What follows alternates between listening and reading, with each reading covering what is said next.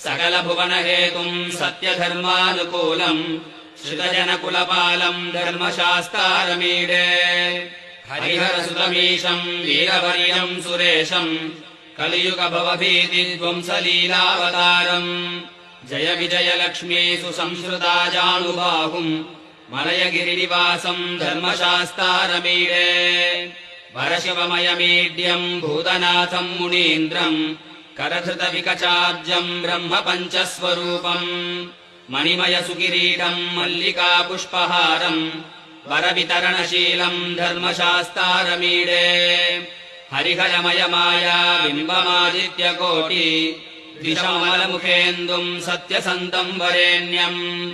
उपनिषदविभाव्यम् ओमिति ध्यानगम्यम् मुनिजनहृदिचिन्त्यम् धर्मशास्तारमीडे कनकमयदुकूलम् चन्दनाद्रावसि